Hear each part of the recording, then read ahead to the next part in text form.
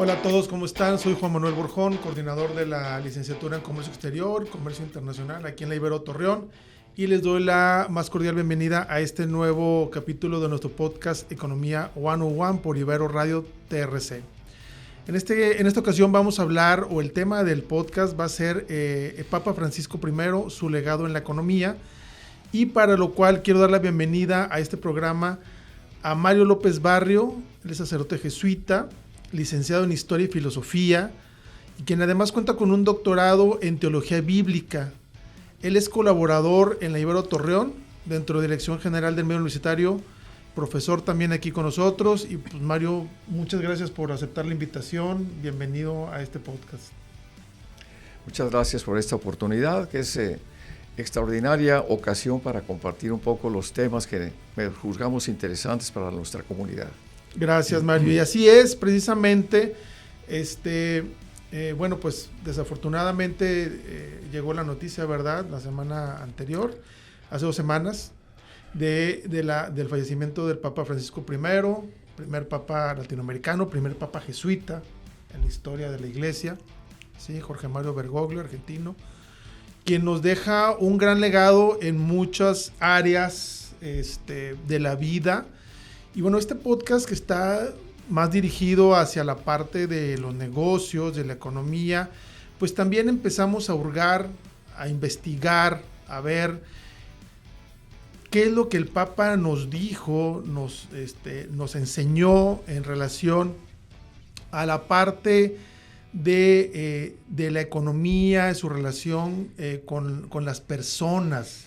Creo que por ahí va este sentido, Mario, del legado que tiene el Papa Francisco I en la parte de la economía. Fue un crítico muy frontal contra el capitalismo sin alma. Lo comentábamos tú y yo el lunes que platicábamos para hacer este podcast.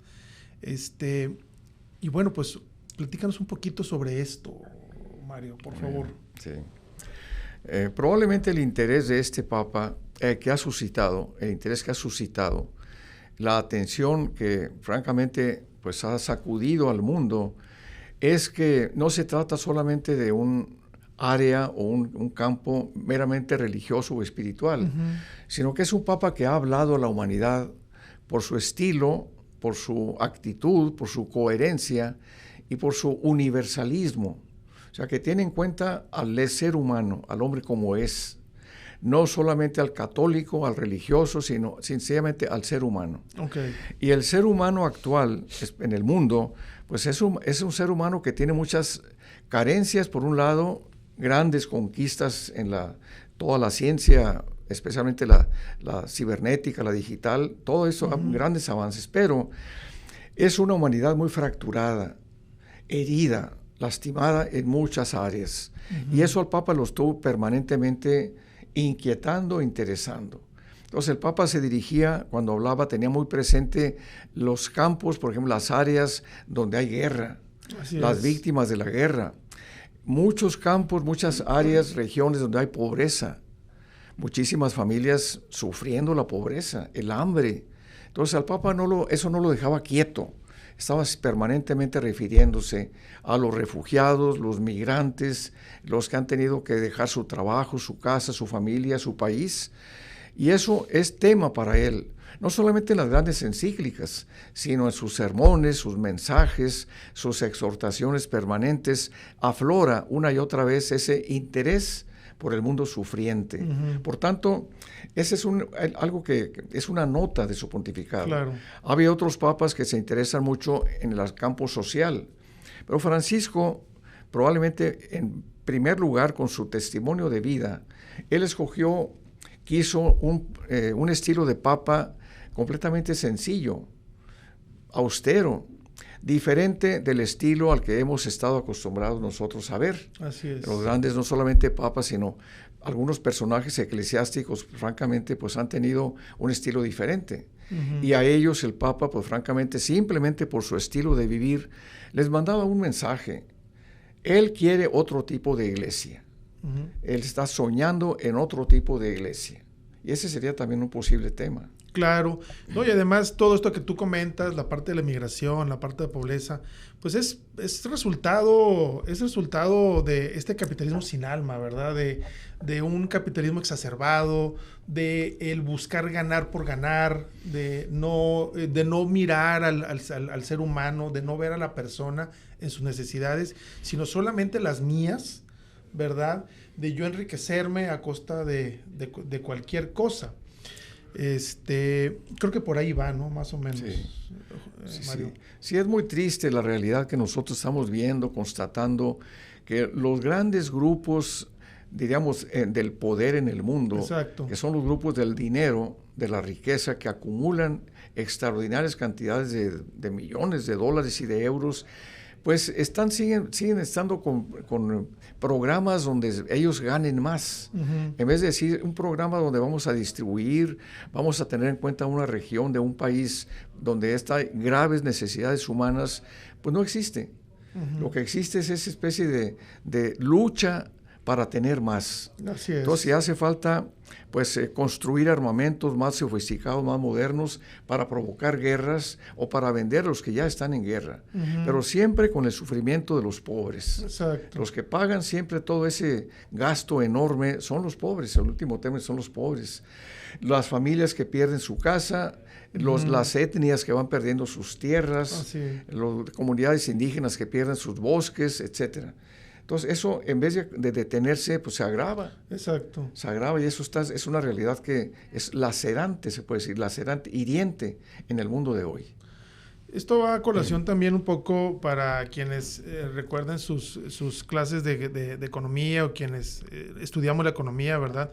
Siempre decimos que las necesidades del ser humano son ilimitadas, pero también es cierto que a veces llevamos a cabo o tratamos de satisfacer necesidades incluso creadas. O sea, al final creo que lo más importante es satisfacer las necesidades básicas, ¿sí? Obviamente que sí, son ilimitadas hasta que fallecemos, pero la otra es, pues tampoco querer de más, ¿no? O sea, ese es el punto, el consumismo y toda esta cuestión. Mario, el Papa hablaba y ponía muy, muy de la mano el tema de la economía, de la pobreza, de la inmigración, con el cuidado de la casa común, que le llamaba él, ¿verdad? Que es un mandato que nos dejó precisamente a quienes trabajamos en esos apostolados que están con los jesuitas, nosotros aquí en la Universidad Iberoamericana, en la Ibero, en la parte académica. Y bueno, pues se entiende esta preocupación, ¿verdad? De no solamente del Papa, que tenía el Papa, sino de las nuevas generaciones que de repente voltean y nos dicen, oye papá, oye tío, oye Juan Manuel, oye Mario, nos están dejando un planeta destruido. ¿Qué está pasando? ¿Cómo se relaciona este cuidado de la casa común, Mario, con lo que nos dejó el Papa y este legado que nos está dejando en la parte del medio ambiente relacionado con la economía, por ejemplo?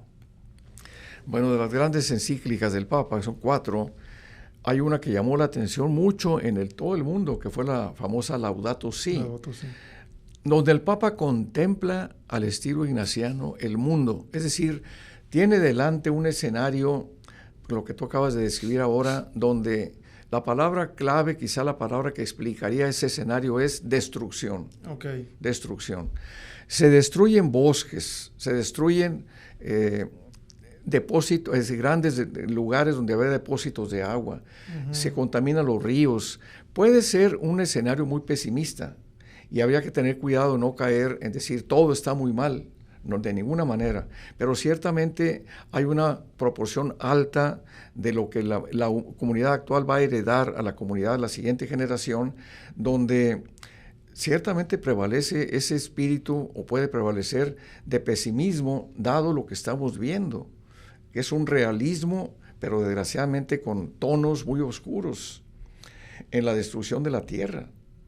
¿En qué sentido afecta a la economía? Pues que es una pérdida muy grande, especialmente para los núcleos humanos, comunidades humanas más pobres. Así es. Los que tienen menos recursos para defenderse, que no tienen alternativas, simplemente lo que se les va presentando es lo de hoy, y eso que tenían en sus manos se les está quitando, se les está destruyendo. Entonces, eso al Papa lo tenía muy preocupado y estaba siempre muy presente en su corazón.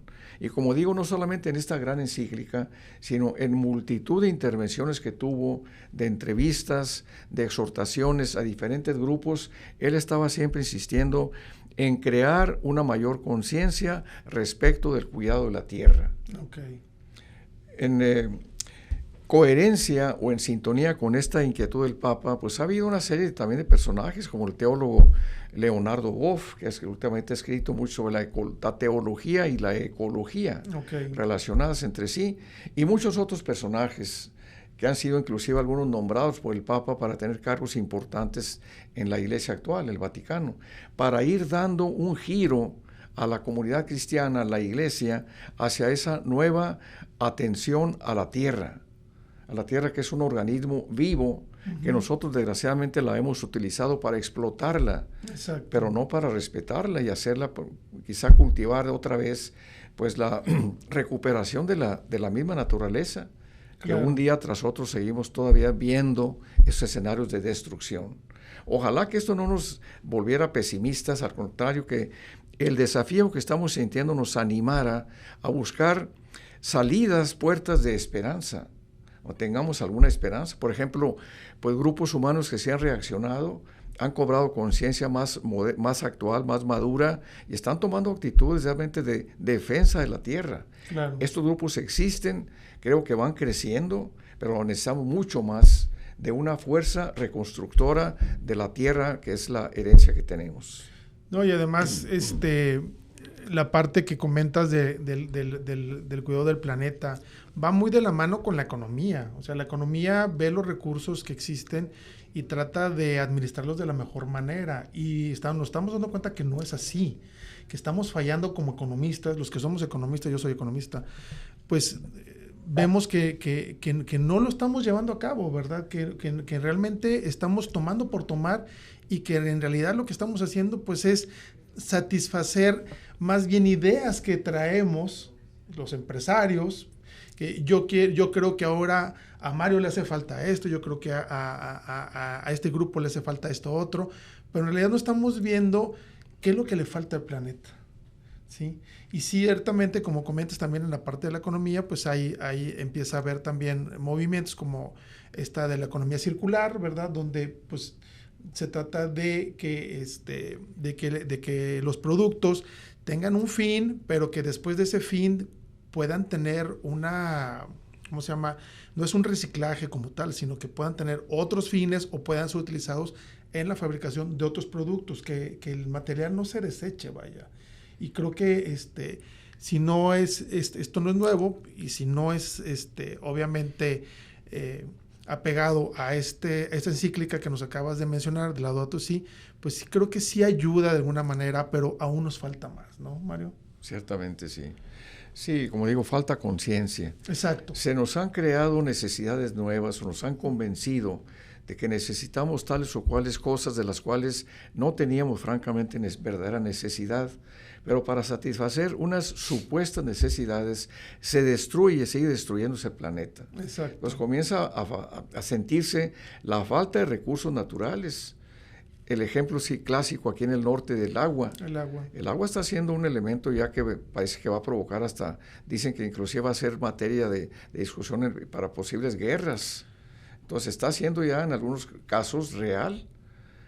Hace poco un compañero nuestro decía, ¿cuándo habíamos visto que tuviéramos que pagar por el agua? Claro. Tienes que comprar el agua. Y en algunos países, en algunas regiones de algunos países, ya ni eso, porque no hay. Empieza a escasear.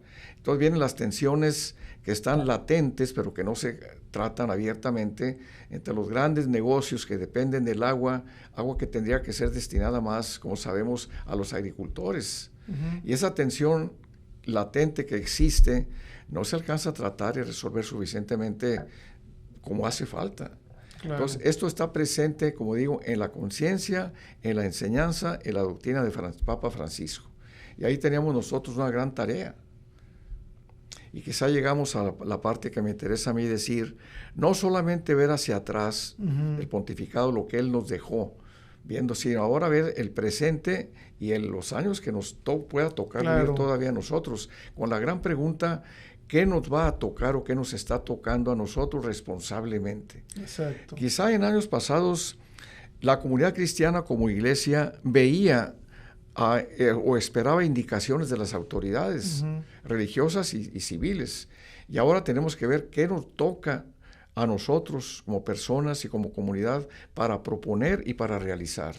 Tenemos una tarea que nos toca a nosotros y ahí tenemos que pues, ser muy, muy sinceros, humildes, realistas y tratar de definir algún programa de acción que nos toque a todos algo y no dejar que nos vengan a decir lo que tenemos que hacer. Eso yo creo que es una parte de una falta de madurez que todavía tenemos y que tenemos que pues, superar, madurar y proponer y realizar. Fíjate que lo que comentas es cierto y lo platicamos el lunes y creo que eso es lo que nos ha faltado como iglesia también, ¿verdad? La forma de accionar y no reaccionar. Y cuando hablo de iglesia me refiero a todos los que conformamos la iglesia católica particularmente, pero bueno, puede ser también cualquier iglesia, ¿verdad? Muchas veces esperan a indicaciones de los líderes y en realidad lo que nos toca hacer a cada uno de nosotros desde nuestro campo de acción, pues no tendríamos por qué esperar a que nos dijeran cuando realmente sabemos qué es lo que nos toca hacer.